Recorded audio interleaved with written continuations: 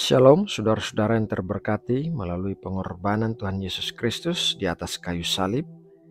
Kiranya kita semua senantiasa menghargai keselamatan yang telah diberikan kepada kita dengan harga yang mahal, yaitu darah Tuhan Yesus Kristus.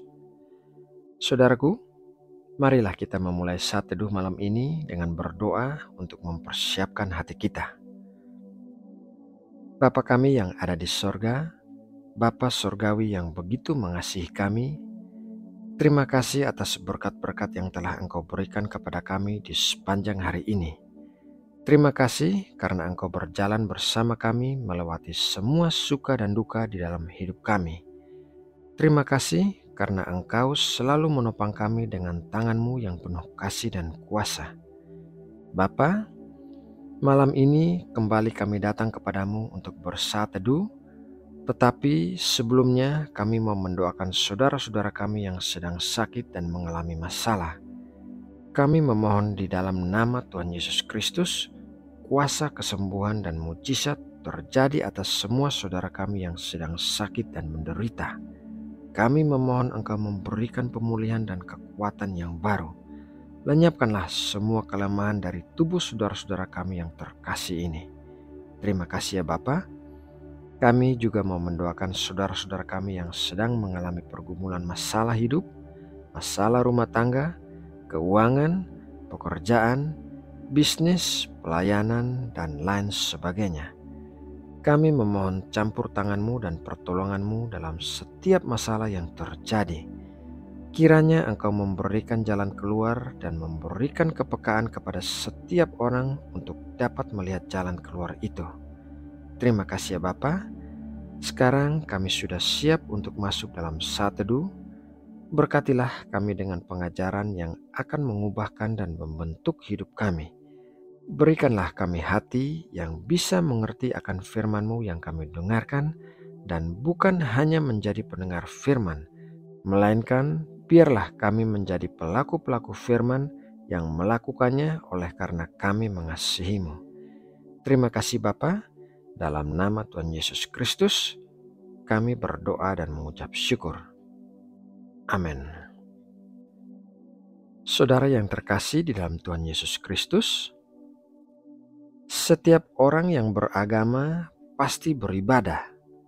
Begitu juga halnya dengan orang-orang Kristen, kita juga harus beribadah.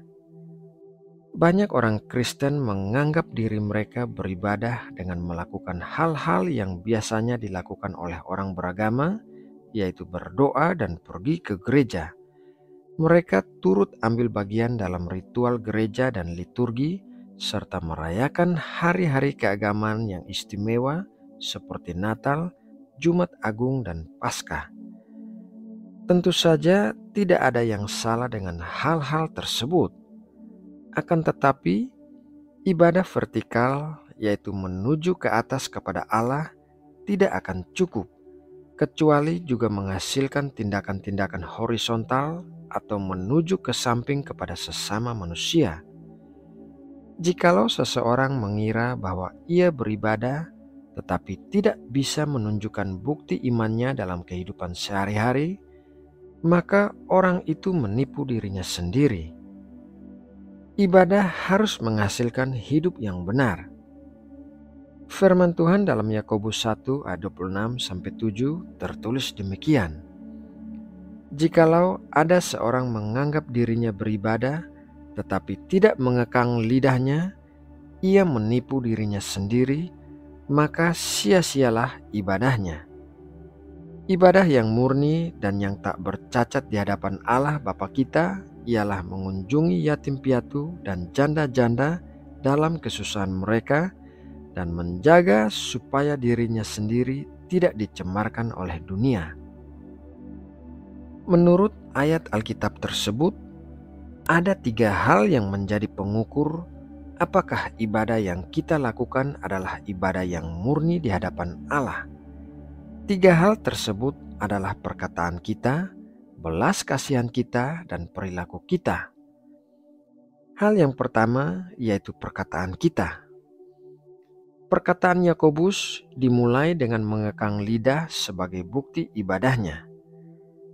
saat kita berbicara dengan orang lain, kita harus berbicara dengan motivasi untuk membantu, bukan untuk mencelakakan. Apa yang keluar dari mulut kita seharusnya adalah berkat dan bukan kutuk, mengangkat bukan menjatuhkan. Hal yang kedua yaitu belas kasihan kita.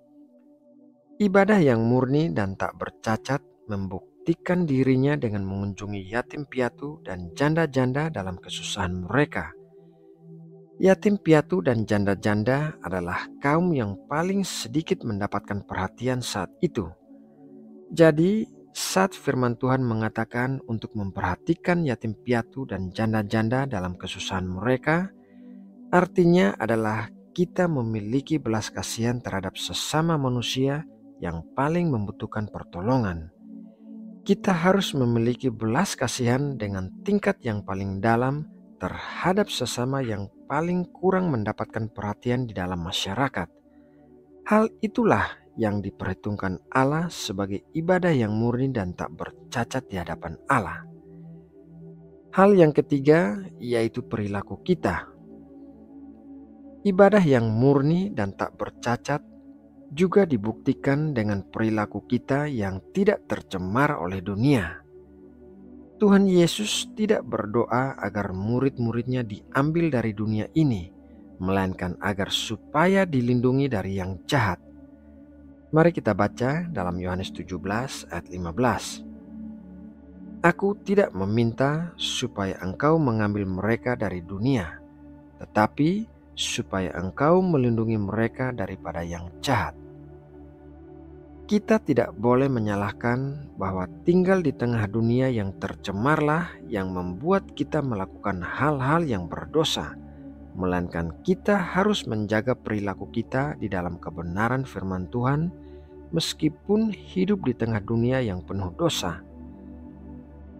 Saudara yang terkasih di dalam Tuhan Yesus Kristus, demikianlah ketiga hal yang merupakan bukti dari ibadah yang murni dan tak bercacat. Kiranya kita semua senantiasa memperhatikan hal-hal yang berkenan di hadapan Allah, bukan hanya melakukan ibadah lahiriah yang dipenuhi dengan peraturan-peraturan agamawi. Nah, saudaraku, demikianlah renungan firman Tuhan malam ini. Semoga renungan ini dapat memberkati dan menguatkan kita semua. Mari kita berdoa untuk menutup renungan ini. Allah Bapa, Allah yang begitu mengasihi kami dengan kasih yang kekal dan tak bersyarat, terima kasih atas berkat firman-Mu malam ini. Kiranya benih firman-Mu dapat tertanam dengan baik dan berakar di dalam hati kami, sehingga bertumbuh dan menghasilkan buah-buah yang manis dan menjadi berkat bagi orang lain. Bapa, sebentar lagi kami akan beristirahat. Kami memohon perlindungan-Mu di sekeliling kami selama kami tidur. Jauhkanlah kami dari segala sesuatu yang jahat dan berikanlah kesehatan bagi tubuh kami. Berikanlah kekuatan yang baru saat kami bangun besok pagi, agar kami bisa melakukan pekerjaan-pekerjaan yang akan memuliakan nama-Mu. Kami serahkan segala kekhawatiran dan persoalan hidup kami ke dalam tangan-Mu, dan kami percaya Engkau Allah yang memelihara hidup kami. Terima kasih ya Bapa.